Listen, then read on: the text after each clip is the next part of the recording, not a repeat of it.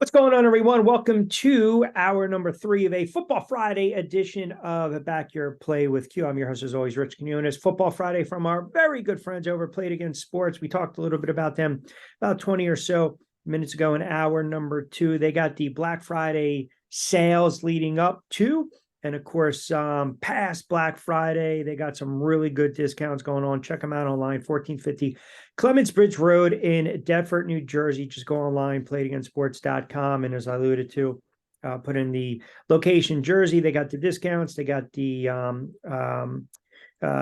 doorbuster sales going on, everything with the merchandise and the tees and the shirts. And of course, the sports equipment and more. All right, so Football Friday, we kind of dissect the games. Week 9 is among us. We kicked it off with Thursday Night Football. With that, we welcome in our good friend Lloyd Vance, host Lloyd Vance's Insider Football on Broad Street South Network, 102.9 The Game, on social at Lloyd Vance. What's going on, my friend? I'm doing good, man. Looking forward to another fun weekend of football and got some interesting matchups to talk about. Yeah, it's funny. Like the slate of games, they kind of look like a bunch of dogs, right? But then you look at 9:30, Germany, Miami, Kansas City, a battle of 6-2. You got 4:25 window with Dallas and the Philadelphia Eagles, and then you got Sunday Night Football, you got Monday Night Football. So I know a lot of people are kind of getting on the NFL for the scheduling quirk, but for me, I look at this. It's simply, I mean, it's pretty logical when you think about it. Go to Germany, have a high scoring game. We know eventually they're going to try to stick a team over in Germany. Why not showcase these two squads? But with all that being said, Kansas City's laying 2. I think this is going to have a potential of being a high scoring game, but I give the edge to Kansas City coming off, in my estimation, a worse loss, even though Miami has been leaking a little bit of oil over the last couple of weeks. And it's an interesting one, Q, because as you said, two high-powered teams, and they haven't played since 2020, and that's when the Chiefs beat them 33-27. So you could see, that was a big high-scoring matchup between these two rosters, and both these quarterbacks like to get the football out of their hands and drive it down the field. But the key thing, obviously, as we know, is uh, Miami is just playing on a totally different level. They're averaging over 30 points per game, and then you have Waddle, you have Tyreek Hill, who looks like he's going to break Calvin Johnson's record. He looks like he possibly have 2,000 yards this season receiving. He has 8 touchdowns that he has as well. So he's on a record-setting pace. And the key thing to me is, can Chris Jones and the defensive line of the Kansas City Chiefs, can they get after Tua and make him feel uncomfortable and make some mistakes? Because, yeah, he can make some here and there. And then make it where they're doubling down on one of those receivers, and then Mostert having to make this a rushing attack. And we're still kind of wondering about their offensive line because Teron Armstead, he's practicing, but they're not sure he's going to play. When we look at the Chiefs, you said it, they played probably the worst game that they Yeah. played in Mahomes' career, and he had no touchdowns in that game, a couple bad interceptions, and they should be ready to roll. Andy Reid, after a loss, is very tough, and he's had some time to prepare. So I've been going back and forth in this game. The Chiefs, I saw it as a 1.5 favorite. The over under is 51. So I do agree with you. Even though it's pretty high, I think they'll hit that over under with the over.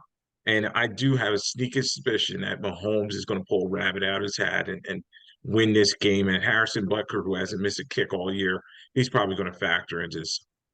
So I don't put too much stock with Hill, former team, all that. And eventually you're going to stub your toe when you're dominating team as much as Kansas City has dominated Denver over the years. Eventually you're going to slip up. There's a lot of talk that Mahomes, we can see very careless and reckless at times, running around. A lot of people thinking this game, maybe it's set up for Mahomes to throw a pick or two.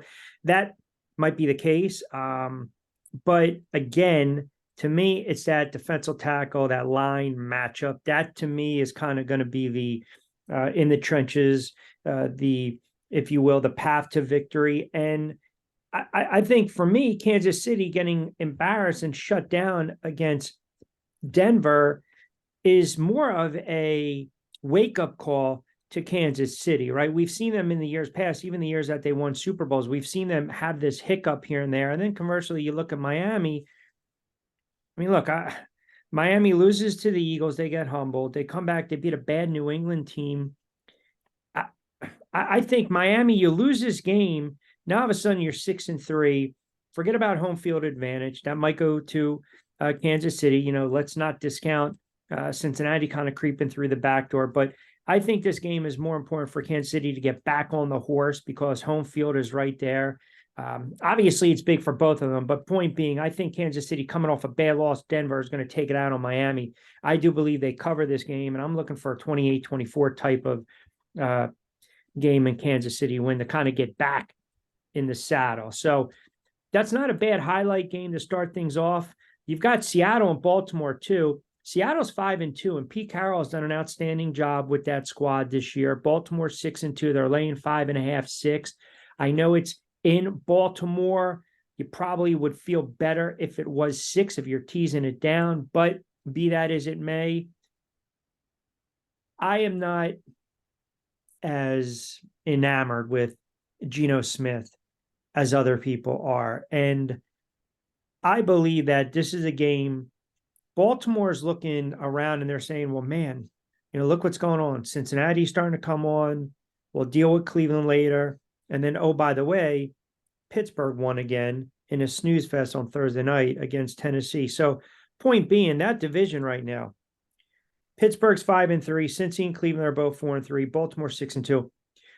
Baltimore needs this game. Now, it's out of conference. I get it. You certainly don't want to stub your toe, but just offensively, I don't see how Seattle's going to be able to keep up with Baltimore. I think Baltimore is going to be able to move the ball at home with a running attack and Lamar Jackson. I think they'll be able to exploit the Seattle secondary. I'm not sure they're going to cover the number, but I like Baltimore at home.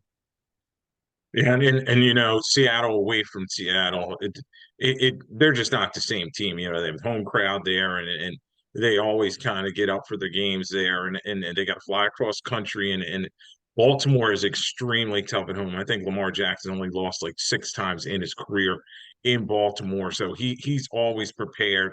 Last week they won the game kind of nondescript fashion for the Ravens, but he didn't make any mistakes in that game. And when you talk about mistakes, Geno Smith, he has 9 touchdowns and 6 interceptions. So he can, if you frazzle him, he can turn the football over. And this Ravens defense is playing at a very high level. They have not allowed a 300-yard passer. They're one of the top teams in terms of turnovers, and they get after the quarterback as well. So they can get with a variety of people, whether it's Clowney, whether it's Queen, they have a variety of guys that can get after the passer. So I kind of agree with you that Geno will make a mistake, and also Kenneth Walker's a little banged up for them, so they like to establish the run to Seahawks and then kind of move from there. And if they don't have Walker at 100% health, I think that's really going to play right into the Baltimore Ravens' hands. Now, this game, Baltimore's favored by -6. I kind of agree with you. It may come down to a Justin Tucker kick. So I think Baltimore wins the game, but definitely look at Seattle in terms of the line. And Tucker, who's automatic, hasn't been automatic. And then, here's another thing. Lamar Jackson record against the NFC, it's like 16-1. The only loss was last year against the Giants. Great point, yes. Where, again, he just made ridiculous blunders late in that fourth quarter with Love with the pick, and the Giants ultimately won it. That was one of their signature wins last year. But I still I'm not sure that they're going to cover. I have to bring this game up. Speaking of the Giants, 2-6 against the Raiders, 3-5. The line was 3, 2.5, 1, 1.5. Thomas pushed more on the hammy this week. He might be able to go. Daniel Jones cleared, will be ready to go. But I wanted to ask you this. We mentioned this on Tuesday. What the hell are they still doing with McDaniels? And of course, on Wednesday, what happens? The news breaks after we're done wrapping up BYP that McDaniels is out, the coordinator's out, the GM's out. Handsome Jimmy G sent over to the bench, done. His career looks like it's going to be right now a backup, even though the NFL, somebody always pays for a starting quarterback. With all that being said, Antonio Pierce slides in. I'm wondering, do you believe, A, that the players made enough noise after another bad loss, i.e. Davante Adams, where ownership had to just make a change? And B, and I talked a little bit about this earlier today on BYP with the problem we were talking about the betting lines. I think bettors will look at this game and say, well, there's something to be said when a team cleans house and how they respond the following week? Because I got some interesting nuggets on that, but I want to get your point. I want to get your thoughts first. Do you believe that after last week's loss, it was just a question of when, if not why? And do you believe that, I mean, obviously it's the right move. Do you think this will galvanize the team now? Well, you start with that game. It was a total fiasco against the Detroit Lions, and everybody saw it. And you see Crosby, he was physically upset, and Devontae Adams, who they missed, he only had like one catch in that game, and he was frustrated as well. And it was time. Now, Mark Davis, obviously, he created his own problem. He had to, Bisaccia was there talking about an interim coach that gave a team a jump. They finished very strong under Bisaccia. And then he brings in McDaniels, and then McDaniels, he's a lieutenant. He's not a leader. He's better off being Belichick's offense coordinator. And he tried to make it Patriots West or whatever you want to call it. They had 9 Patriots on his team, former Patriots, including Jimmy G, and they just were not getting it done. So I was just surprised he did it in the middle of the night. And usually they kind of wait until the later part of the season to get rid of a coach, but why not give Antonio Pierce an opportunity here? And I do agree with you that when you bring in that interim coach, it does sometimes give them an early jump. I remember last time it was Saturday taking over for the Colts, and ironically they beat the Raiders, which was everybody's like, how do you let a guy come from the studio and beat your team? So I do expect them to give a good effort. Aiden O'Connell's a rookie quarterback who's stepping in there for Jimmy G, and he's going to try to be efficient with the ball. They'll obviously try to get it to Vontae Adams and Hunter Renfrow, 2 guys who really just have not gotten a lot of catches. And then Jacobs is still there. So they have some talent on that Raiders team. And then when you talk about the Giants, they're going in the opposite direction. They get rid of Williams, and I think they're just starting to rip it down to the studs, and they're going to try to move forward from there. So this is going to be an interesting one to watch. It's definitely a loser leaves town type of situation. Yeah, I want to get back to the Raiders for a second because, again, this was something that was brought up earlier today. It's not commonplace where head coaches get fired in the middle of the season. So I can go back to Shermer. I believe McAdoo as well.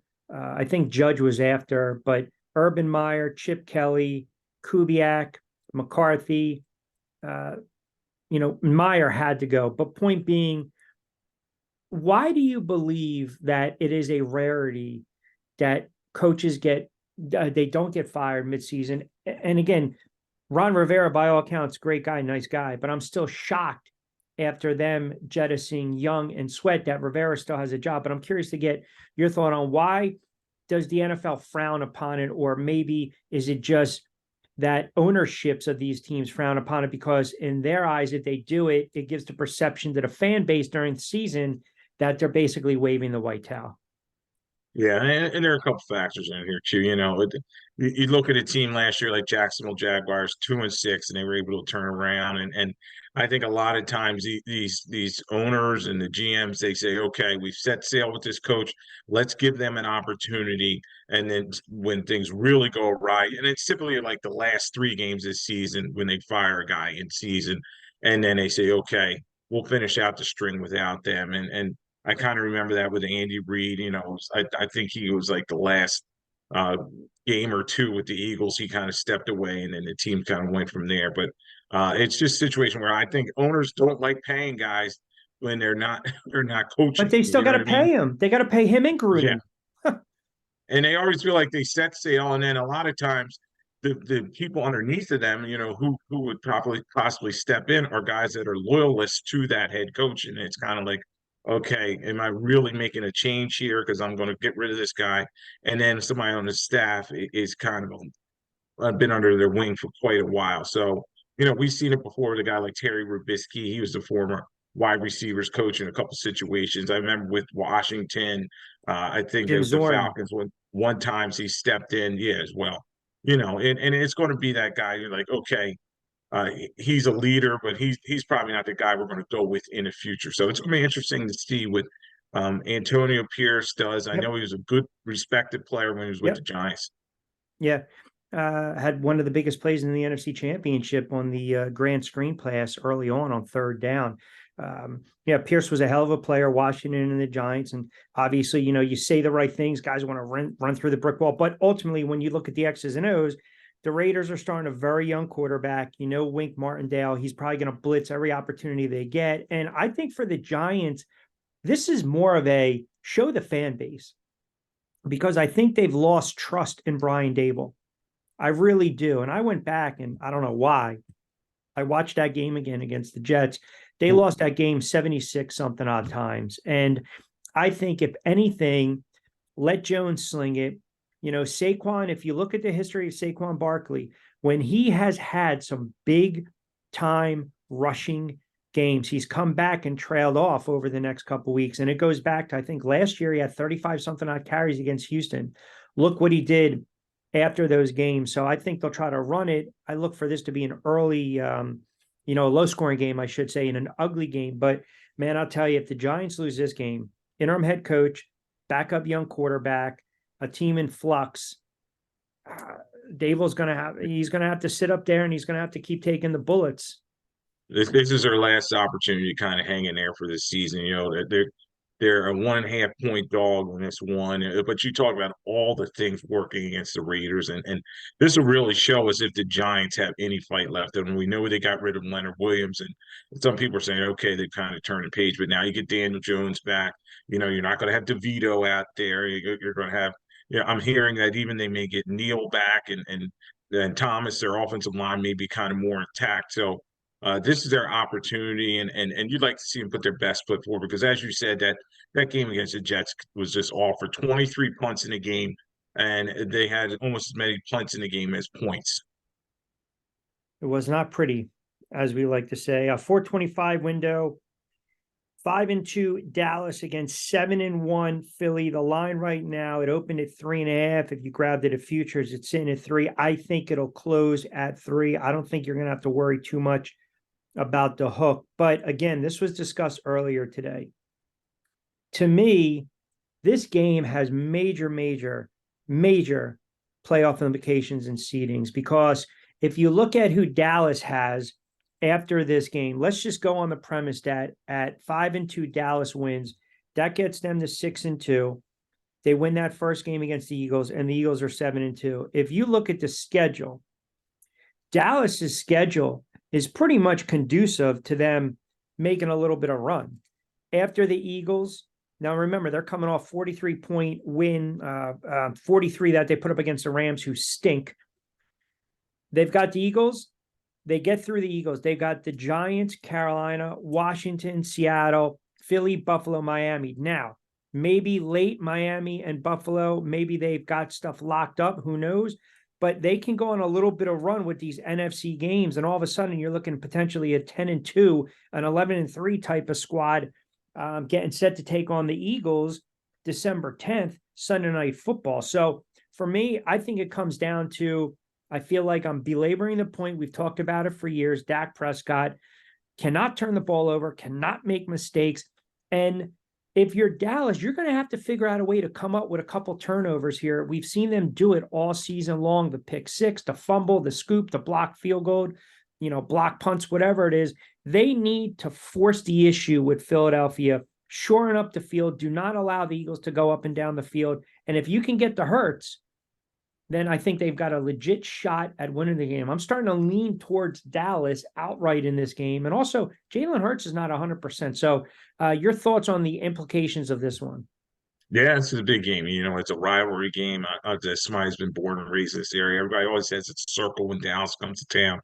And it's going to be interesting, because Dak has always played pretty well against the Eagles. He has 11 touchdown passes in his last 3 games against the Eagles. So, some people will say, well, he played against backups, whatever. It is what it is. He's always played pretty well against the Eagles. And we know, away from the Jerry Dome, sometimes he has some problems, but he usually gets up for the Eagles. And this Eagles defense, they've allowed the 3rd most touchdown passes in the league. So that defense can be had. And if CeeDee Lamb, the way he was playing last week, and Brandon Cooks, and they have some weapons there. So the Eagles are going to have to get that pass rush after them, because they have coverage problems in the back end now. Big thing in this game is Dallas is the most penalized team in the National Football League, so they got to cut down on those penalties, and they can't have turnovers, obviously. So, big game. Um, I've been back and forth on this one. Somehow I think the Eagles are going to win this game now, and I think these two teams will split during the season. But the Eagles, I think, are going to be able to get some pressure on uh, Dak Prescott in terms of Hassan Reddick and those guys, and crush the pocket. And I know they're worried about Carter and his back injury. That's a big one to watch going in this game. But I think they get pressure and then they get turnovers that kind of turn this game. The Eagles will try to run it first and foremost, and don't forget about AJ Brown. They're going to have to keep their eye on him. He seems to get 125 yards every game, Six six straight games. games in NFL record. So this guy's running up and down the field, and the Eagles and their fans are going to be ready. I think the Eagles win this one. It may be close. The Eagles give it three, as you said. It may be a situation where they kick a Elliott field goal at the end to win the game. So let me give you two numbers: 28-7, 61-19. Dak Prescott is 28-7 in his career against the NFC East. He's got 61 touchdown passes and 19 picks in those 35 division starts. Only Rodgers and Mahomes have better touchdown to interception ratio within the division since the 70 merger. Now, if you're looking at the X factor, I think the Eagles will see a lot of heavy man coverage, especially on third down. Dallas is key here defensively. I need to get them in what? 3rd and 8, 3rd and 9, 3rd and 10. I can't allow these 3rd and shorts where Hurts starts making plays all over the place. Dallas Goedert is probably going to be heavily featured in the offense, I think, on those plays. The one thing that would concern me if I'm an Eagles fan, I still feel as though, would we say Miami is probably their most complete game, even though they pulled away second half, third quarter, fourth quarter? Miami also self-inflicted wounds. Miami in that game was penalized, I think, 10, 11 times. The Eagles were not penalized once in that game. So let's agree to that for a moment. I've watched his team too many times over the last several years. They're notoriously a slow starter, Philadelphia is. Look what happened last week. I mean, they had Sam Howell rip them apart for 4 touchdowns and 300 plus yards. And they fell behind early in that game. And again, if Rivera doesn't challenge a play, it changes the complexion of a game. Now, it shows the Eagles are a really good team when you can overcome that. But Dallas is pretty damn good too. And I feel if not, not now, when, as I say sometimes on the air. And I think the Cowboys, they're going to try to open it up a little bit. We've seen that the Eagles secondary can be exploited, especially Bradford and Slay have struggled, Yeah. and a lot of people are saying they're in a downturn of their career. And yeah, Byard's now in there, but they're still acclimating him at the safety position. Blankenship can be beat as well on play action. So, and we know about their linebackers and their coverage difficulty. So, Yeah. this is a tough assignment for this Eagles Yeah. defense. And as you said, Q, a lot of teams have moved the football up and down on them, and it's all about Dak in this one. Is he ready to take that step forward and be that guy that's going to be consistent? Because we know he has a good week then a bad week, and he's setting up to have a bad week But that's who after he that is, though. Rams But, game. but Yeah, not to cut you off, that's who he is. Like, he's not going to turn sure. into this all-pro Hall of Fame quarterback. This is who he is. He'll have a game where he's 18 of 35 for a $186 and a touchdown and 2 picks, and then he'll do what he did. He'll, clean game, 280, 4 touchdowns, 65% completion percentage, and they win by 20. This is who Yeah, he is, and and it's everything's set up. yeah, Yeah. it's nauseating at times, because even if you want to look at this game from a betting standpoint, part of me is like, do not bet the Cowboys. The Eagles are at home. The other part of me says, well, it's even if the Cowboys lose 27-26 on a field goal, you still covered the game. So I tend to agree with you. I think this game will come down to a special teams play, right? And I think it's going to be a close game. A track meet does not suit Dallas. Now the thing is, the Eagles secondary as well. They're not I getting know. interceptions. They're Yeah. not getting interceptions. So, you know, Dak should have some success against them. But the key is going to be that pass rush. And the Eagles offensive line, I think they're getting Dickerson back. So they're going to have pretty much their whole offensive line back intact. And they got to protect Hurts because, as you said, that knee is kind of bothering him. A lot of people are not talking about it.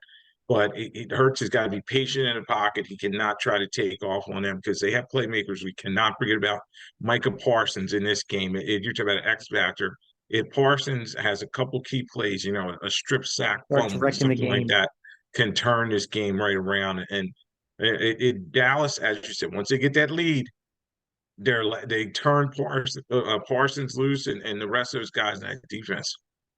Yeah, you're saving grace too if you're an Eagles fan. Well, you have a lot of saving graces. If it's a close game, who you give the edge to coaching.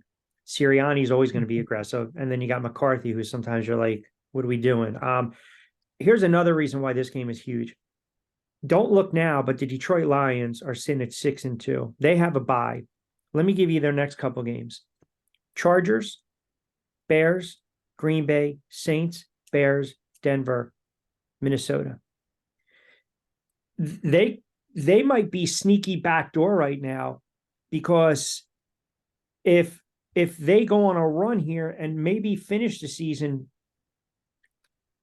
13-4, 14-3, hell, they can be the top seed. Now, I believe the Eagles and/or San Fran and/or Dallas can go to Detroit and beat them. I think Detroit, it might be tougher for them to go on the road in a tough environment like Philly or San Francisco. But you've got 4 top-heavy teams in the NFC. Point being, Detroit's going to be watching this game closely, no doubt. Yeah, and they're a dangerous team, and Goff Yeah, is playing better than a lot of people thought he could, including me. sleep. Gibbs is playing that draft pick.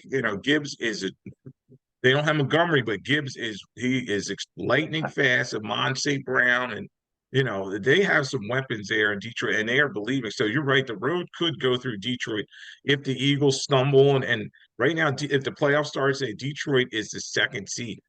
Yeah, I think Goff also might be a dark horse for MVP. Remember, before the season, we were talking about contract extension. He's under the microscope, scrutinized, and here we go. If Detroit goes 13-4, 14-3, it's most likely 99% going to be the quarterback. Like, here's the thing. You can talk about Hurts, you can talk about AJ Brown, you can talk about Hill in Miami. If Hill has 2,500 yards, you're not giving him the MVP, because that means Tua probably threw for 5,000 yards. So it's going to go to Tua, right? Same idea in Philadelphia with Hurts and AJ Brown. You don't have to worry about that with Detroit. Wide receivers don't win the MVP. It's typically resigned to a defensive player or the quarterback. I mean, even when Calvin Johnson had 2,000, when Jerry Rice put up monster numbers, it was always the quarterback. So if then all of a sudden you're getting Detroit as a favor now to come out of the NFC, the NFC North is wide open for them. I mean, it's their division. And then you got Campbell, perhaps, for coach of the year. So it's right now, I think stuff is falling into place right now with Detroit, especially with Cousins going down in Minnesota. They've got the bye, then they come out of the break, and they've got the Chargers. Lloyd Vance, host of Lloyd Vance's Insider Football on Broad Street South, 102.9 The Game, kind enough to join us on a Football Friday edition, hour number 3 of BYP from our very good friends over at Play It Again Sports. Check them out online, 1450 Clements Bridge Road in Deptford, New Jersey. You got the Bills in Cincinnati, Sunday Night Football, to kind of cap it off. We'll get to Monday night in a moment. Bills are a 2.5-point dog. I told you, watch out for Cincinnati. They are a very good team. And San Fran's a good team, but Cincinnati just showed you, damn, like, no more messing around here if you're Cincinnati. And Burrow looks to be healthy. Cincinnati, quietly, they won 3 in a row. They beat Arizona, beat Seattle with defense, and then they kind of took it to San Francisco. I thought one of the most impressive wins over the weekend. Now they've got Buffalo at home.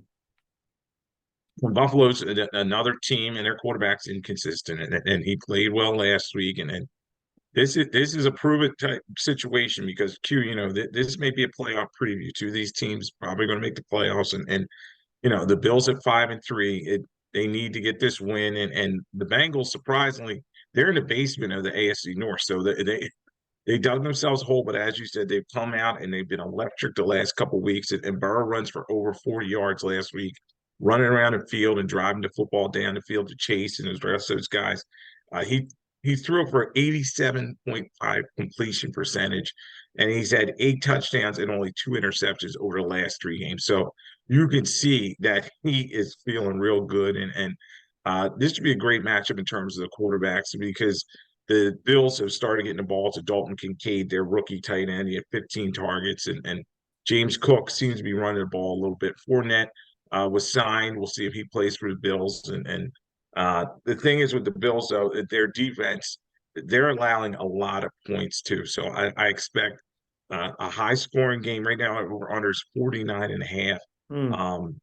I expect this to be maybe like 31-27 if the weather's good, and I expect Cincinnati to win this one. To be honest with you, I think Burrow's going to get the ball down the field to Chase, and Chase is going to have some big plays against that secondary that's had a lot of problems this season. Yeah, you mentioned too before the season, we both kind of talked about it, but you highlighted, this disconnect with Buffalo. Something seems to be a little off. And look, they play in a very tough conference. You got to go through Baltimore. You got to go through Kansas City. Got to go potentially through Cincinnati, Miami. So it's a really tough conference. You've got the Jets playing on.